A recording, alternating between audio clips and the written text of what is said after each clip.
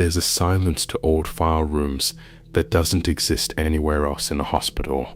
Not the waiting kind, like before a doctor walks in, nor the heavy kind you find in ICU hallways. This is a deeper silence, as if the papers themselves are holding their breath. I used to think it was because the files were full of stories no one wanted to read again, not the medical summaries or the diagnosis codes, but the lives behind them. The ones that ended too soon, or too quietly. The ones that were never claimed. My name is Halima. I'm 62. I've been a medical archivist at Ridgeway Psychiatric for 37 years. People think my job is boring. Paperwork, boxes, digital conversions. But what they don't see is that the file room is like a graveyard of voices. Some of them still whisper if you're quiet enough. I wasn't always this tired, but something in me broke open the year after I lost my daughter. She was 24. Car crash, the kind of tragedy that never even makes the news. I stopped sleeping through the night after that, and I started working late. Too late, sometimes. That's how this started. It was just after New Year's, when I was finishing a backlog of intake records from 1993.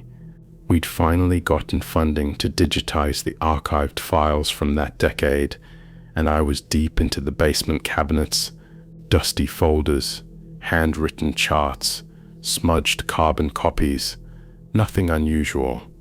Until I opened the folder labeled Patient File Sundo 9376 back. I started filling out a digital placeholder for it when I noticed something strange. The name field on the top right corner, where the patient's full name should have been typed, had a faint indentation. Not ink, just pressure, like someone had written something and then erased it, but the paper was perfectly clean. I tilted the sheet under the lamp, and I saw it, a name, etched faintly, but unmistakably, Mariel Ortega. I frowned. That name hadn't been typed. It hadn't even been written. It looked pressed, as if the page had absorbed it through time, the way memories leave marks even when no one speaks them aloud. I checked the database. Nothing. No Mariel Ortega in the 1993 admissions. No patient under file null 9376A either. I returned to the folder. It was still blank, except now the name wasn't faint anymore. It was written in dark blue ink, cursive, just below the file number. But I swear I hadn't touched a pen. I thought maybe I was tired. I went home that night and promised myself to throw the folder away the next morning, but I didn't. Instead, I brought it back to my desk and opened it again. This time, a single sheet of lined paper had been added. I hadn't put it there. I know I hadn't. And written across the page, shaky as if written by a trembling hand, were 5 words. She sleeps under room 9. There is no room 9 in Ridgeway. We skip that number in patient rooms. Superstition. Hospitals do that sometimes. I went to the oldest building map and found it. Room 9 had once existed, decades ago, before the East Wing was sealed off. The next day, I unlocked the access to the old wing, technically off limits, but I have keys to everything. It smelled like mold and chemicals. The lights buzzed dimly, flickering in stretches, peeling linoleum, rusted wheelchairs left like relics. At the far end of the corridor, I found the spot where room 9 once stood. It was now a supply closet, padlocked, with a faded plate where the number used to be. I unlocked it. Empty shelves, cobwebs, dust thick enough to coat your throat. I stepped inside, and the air changed. You don't forget the feeling of walking into something's memory. It's colder, quieter, like the walls are listening. I stood there in silence, breathing through my scarf, until I heard it. Scratching. Faint, rhythmic, beneath the floor. I stepped back and knelt, pressed my ear down. Scratch, scratch, pause, scratch. I couldn't move. Not out of fear, exactly. Something else. Grief. Like I was hearing someone cry in a language I couldn't understand. I didn't go back for days, but the folder wouldn't leave me alone. I started dreaming of her, Mariel Ortega, a woman with dark hair braided down her back, standing in the supply closet, scratching the inside of her own name into the floorboards with broken fingernails. In one dream, she turned to me and said, "I kept asking to go home." I woke up with that sentence echoing in my skull. I checked the intake logs again, still no record of her, nothing in admissions, no discharge, no death notice. It was like she never existed, but she had existed, because her name was back in the folder, over and over, scrawled across every page now, in different handwriting, different pens. Muriel Ortega, Muriel Ortega, Muriel Ortega. Some entries were childlike, others shaky and old. One was written so deep, it tore the paper. I stopped sleeping entirely after that. I started working only in the basement, away from everyone. I don't think anyone noticed. That's the thing about being invisible. People only realize you're gone when your absence causes paperwork to pile up. I went back to room 9 one final time. I brought the folder with me. Inside was a fresh sheet of lined paper. I brought a pen too. I sat in the closet for what felt like hours. No sounds, no scratches, until I whispered, "Where are you?" And then the scratching returned. This time faster, frantic, and then just once, a voice, very close to my ear. You know where. I dug into the floorboards with a crowbar I'd hidden in my coat. Under the rotted wood I found it. A hollow space, a hidden crawl space filled with plaster dust, and something worse. A child's hospital bracelet. It read, Meth Ortega, age 12. I didn't report it. I didn't tell anyone. I took the bracelet and put it in the folder. I placed the folder back on the shelf between 09375 and 09377, and I locked the room behind me. I've never opened it again, but sometimes I hear scratching in the storage vent near my desk. Very soft, very persistent. Sometimes the lights flicker when I think her name, and sometimes when I fall asleep at the table, I wake with pen ink on my fingers, and that same sentence written over and over in the margins of my notes. She sleeps under room 9. I don't think she wanted revenge. I think she just wanted her name back. And now that she has it, I think she's waiting for someone to remember the rest. I'm tired. I think I'll retire soon. But first, I'll file one last report, one that no one will find unless they're listening closely, because some names don't fade. They write themselves, again and again, until someone finally says them aloud. The emergency room was a place of constant motion, a blurring of sounds and scents, but room 4C was different. It sat quietly at the edge of the ward, a small, plain space with peeling paint and a cracked window that caught the pale morning light just right. The room never seemed to fill up, never had a patient resting in its bed. Staff often joked that room 4C was the hospital's forgotten corner, a space waiting but never used. Sometimes I wondered if it wasn't waiting for something else entirely. There was a stillness to that room, a weight that settled in the silence. It was the kind of quiet that presses on your chest if you stay too long. The hum of the hospital's machines and distant footsteps faded when you looked toward room 4C. It was as if the building itself exhaled there, and in that exhale lay something older and lonelier than the night shift or the endless parade of trauma cases. My name is Daniel. I'm 32, and I've worked as an EMT for just over 6 years, mostly running calls to and from the city's busiest hospitals. The ER staff sometimes called me the ghost carrier, because I was the one who often arrived first, dragging stories and broken bodies through the sliding doors, a silent witness to the worst hours of people's lives. At the time this memory took root, I was tired in ways I couldn't shake, restless in my sleep, and haunted by a growing sense of not belonging.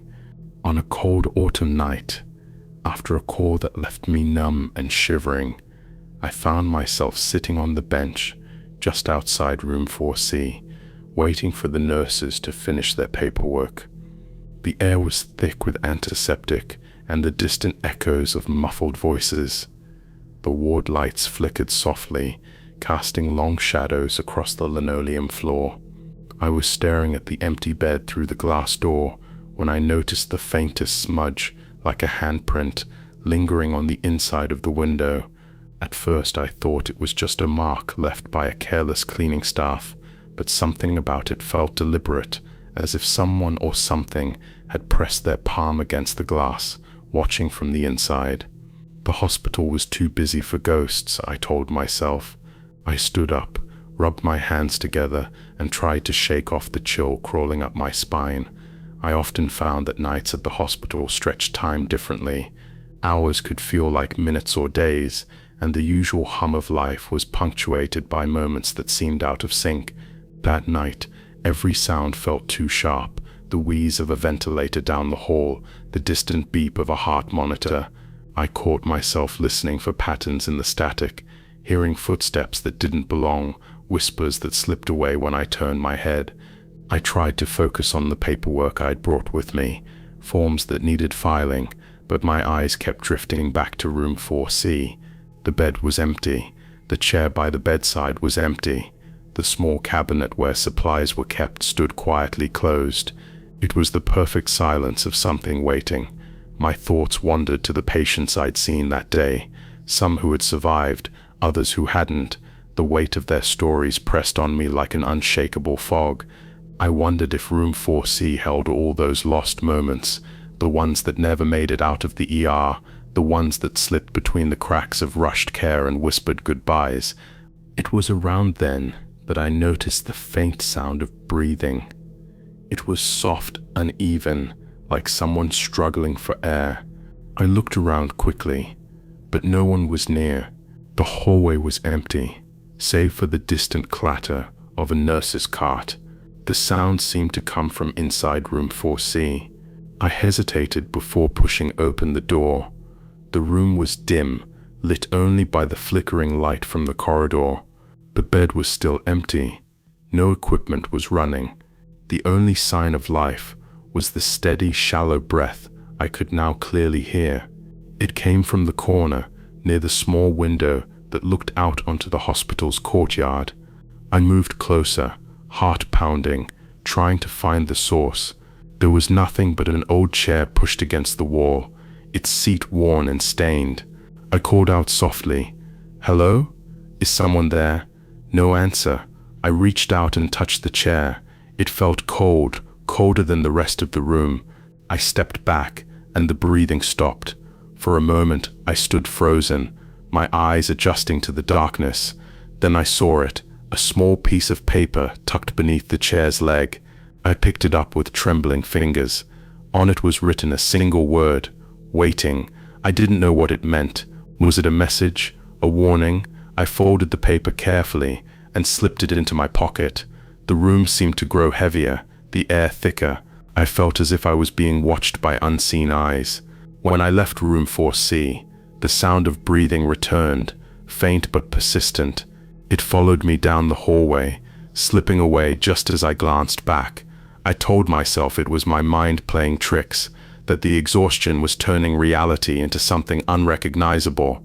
But the next day, when I returned to the ER for my shift, the paper was gone from my pocket. I didn't take it out. I swear I felt it disappear, like a breath blown away by an unseen wind. Room 4C remained empty. No patient was ever assigned to it. Yet sometimes, during the quiet hours of the night shift, I would catch that same faint breathing sound, like a whisper folded into the hospital's walls. I learned to avoid the room after that, but the memory lingered, a knot in my chest I couldn't untie. It wasn't just the room or the sound, it was the feeling of waiting, endless and unresolved, like the room held a secret too heavy for daylight. The hospital has a way of swallowing stories whole. The lives that come through its doors leave fragments behind, echoes that settle in the quiet corners, in empty beds like room 4C. I think about the people who never got to say goodbye, whose names were never written down, who were lost to the shadows. Sometimes I wonder if room 4C is not empty at all, but full of all those waiting moments, all those unfinished stories that no one remembers. It's a room where time stands still, where waiting becomes a kind of punishment, or maybe a plea. I don't know what it wants. Maybe it wants me to remember. Maybe it wants me to carry its silence, to keep its story alive in the spaces where no one dares to look. I've never told anyone about the paper or the breathing. It feels like a confession whispered into the dark, something too fragile to share out loud. Sometimes I think the room listens, waiting for someone to hear its name, to give it meaning, and maybe that is the scariest thing of all. Not the ghosts or the shadows, but the weight of waiting, of being forgotten in a place meant to save lives. I still pass by room 4C, avoiding its gaze, but I always feel it watching me back. There is a silence between us now, thick and unbroken, a quiet understanding of things too heavy to say. The hospital moves on, always busy, always rushing, but room 4C stays, a pocket of stillness in a world that never stops. It waits, always waiting, for something that never comes. Sometimes, when the night is quiet and the hospital breathes softly around me, I swear I hear my own name whispered back from that room, not loud enough to catch, just a soft, fading echo, a reminder that some stories never end and some waiting never stops, and so I wait too. The old hospital archives were a place where time seemed to gather dust and memories folded into yellowed papers. I never thought much about the files until I started working there. My job was simple: organize patient charts, digitize records, and answer occasional questions from doctors or nurses searching for long-forgotten details. Most days, it was just me and the silence, interrupted only by the occasional creak of the building settling or the faint hum of the fluorescent lights. But some records felt heavier than others. They carried a weight that no filing system could explain. Among them was one file that always caught my eye: Margaret's chart. It was tucked away in the back corner, in a folder thicker and more worn than the others. The label was handwritten in faded ink: Margaret H., room 112, 1978. There was something about that name that lingered in the air every time I pulled the file from the shelf. Maybe it was the delicate script, or the way the paper crinkled as I opened it. Or maybe it was the quiet sadness I felt as I read through the notes, like a whisper trapped beneath the sterile language of medical reports. I was 28 then, fresh out of college, and eager to make sense of the endless stacks of paper. My days were spent flipping through brittle pages, my nights restless with dreams I couldn't explain. The hospital archives were a labyrinth of forgotten lives, and Margaret's chart was a thread I couldn't let go of. The chart was full of medical jargon and progress notes, but beneath the clinical words, I sensed a story buried deep in the margins. Margaret was admitted for what was officially called chronic delirium and severe depression. Her records were patchy, some days filled with detailed observations, others just a few scrawled lines. There was a recurring note that puzzled me. Patient speaks of a presence she calls the visitor. Reports of whispered voices and shadows in the corner of her room. The doctors dismissed it as hallucinations, symptoms of her fragile mind. But the words haunted me. Who was the visitor? What did Margaret see in those shadows? The more I read, the more the edges of the story blurred between medicine and something else, something unspoken. One night, working late under the flickering lights, I found myself staring at her chart longer than usual. The silence pressed around me, thick and cold. I could hear the distant echo of footsteps in the hall, the faint rustle of papers. Then I noticed a small folded note slipped between the pages. It wasn't part of the official record. The note was written in a shaky hand, almost illegible. They say she's gone, but I saw her last night, standing by the window, looking out, but not seeing. The visitor never leaves. My heart skipped. Who had left this note, and why in the archive? I tried to shake off the unease and continued my work, but something had shifted. The room felt smaller, the shadows longer. I kept glancing toward the dark corners of the archive, half expecting to see a figure standing just beyond the light. Days passed, and I couldn't stop thinking about Margaret and the visitor. I asked the senior archivist if she remembered anything about the patient. Her eyes darkened, and she warned me to be careful. Some stories in this hospital are better left untouched, she said softly. Margaret's is one of them. But I was drawn deeper. I found old photographs tucked into the file, a faded image of a woman with hollow eyes and a faint, sad smile. The caption read simply, Margaret H., 1978. I stared at that face, wondering what she had seen, what had haunted her in those long nights confined to room 112. The shadows in the photos seemed to shift when I wasn't looking.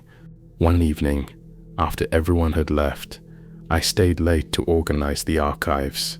The building was empty, save for the creaking pipes and the hum of the air conditioning. I felt the weight of the silence pressing in again. I was almost finished when I heard it, a soft whisper, so faint I thought it was my imagination. Then another, clearer, Margaret. I froze, heart pounding. The voice was fragile, trembling, and filled with sorrow. I looked around, but no one was there. The shadows seemed to pulse at the edges of my vision. I grabbed the chart and hurried out, but the whisper followed me, a soft echo bouncing off the cold walls. Margaret, come back. I never found out who wrote the note or what exactly happened to Margaret after her last entry. The records ended abruptly, as if someone had erased her final days. Theories whispered among the staff ranged from tragic death to disappearance, but no one talked openly. Sometimes, when the archives were quiet and the light flickered low, I thought I saw a figure standing at the end of the aisle, a woman with hollow eyes and a faint, sad smile. And sometimes, just as I was about to leave, I heard the whisper again, soft and insistent. Margaret, I've learned to live with the silence and the weight of that name. It follows me like a shadow I can't outrun. The archive holds its secrets tightly, and Margaret's story remains folded in the dark, a quiet confession no one dared speak aloud. The records room in the psychiatric wing was a place where time seemed to stand still, and the air smelled faintly of mildew and old paper. I spent most of my days surrounded by endless rows of patient files, each one a capsule of a life paused, a story half told, or sometimes, tragically, never finished.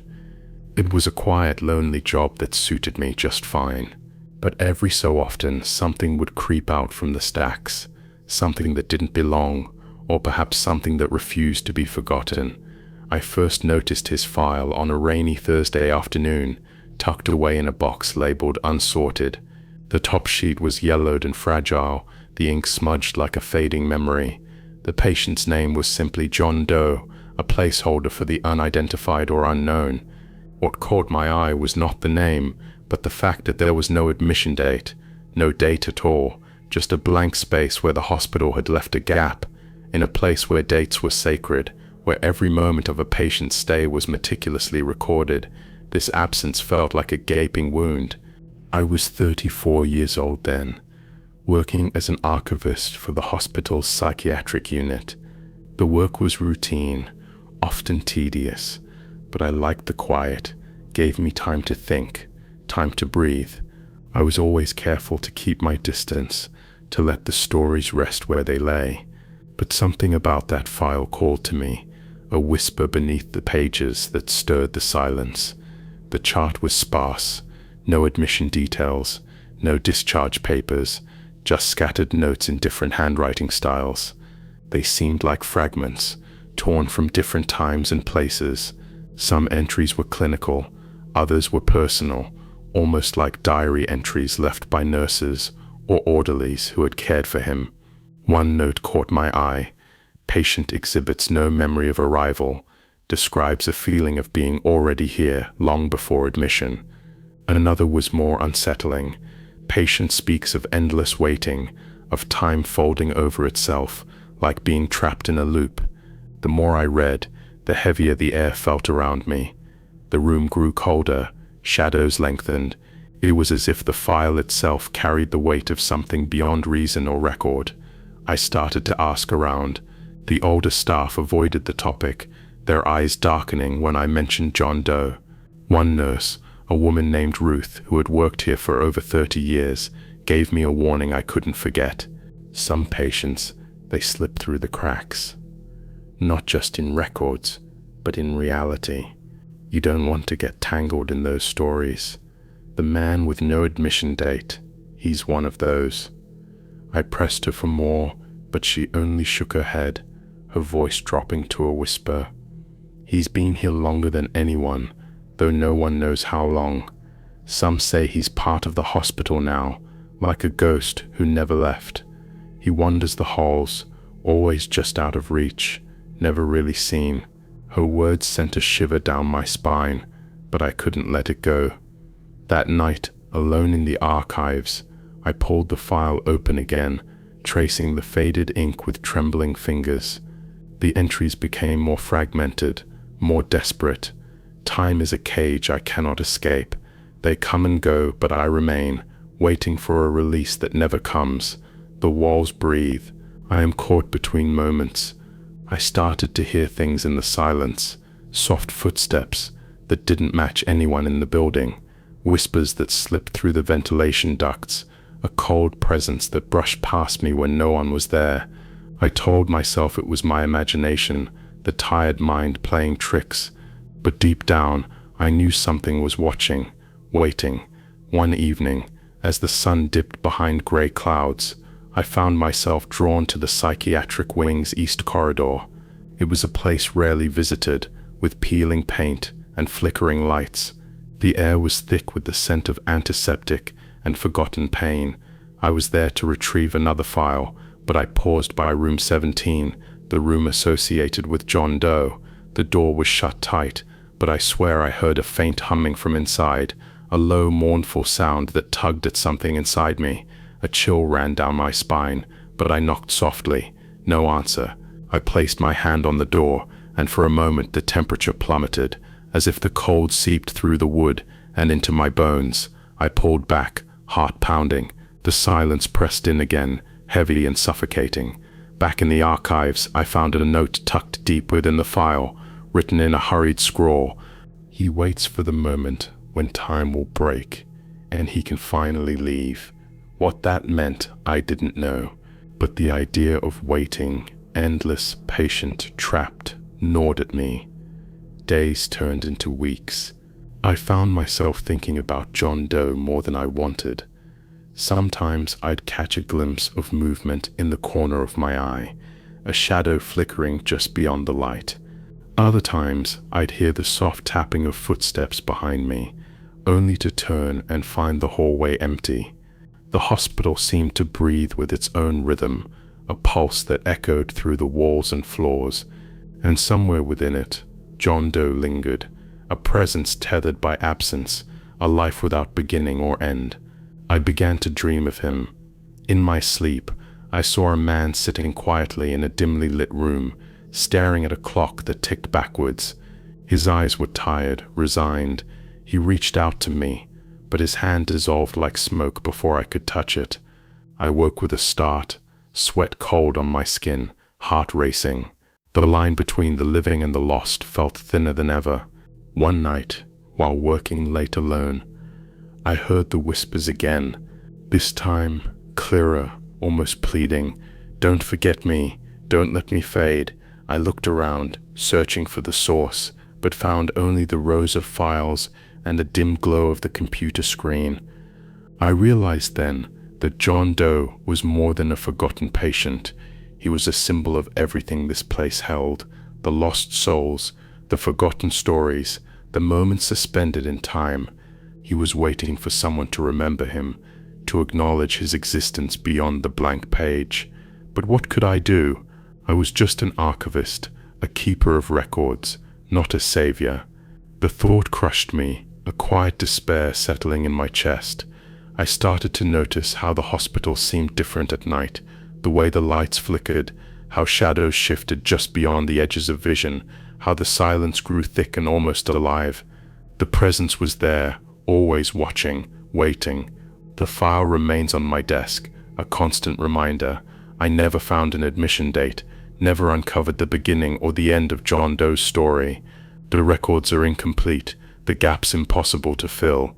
But sometimes, when the building is still and the world outside is asleep, I swear I hear footsteps pacing the halls, a slow, endless rhythm that echoes the waiting, and I wonder if, somewhere beyond the walls and pages, the man with no admission date still waits, waiting for time to break, waiting for release.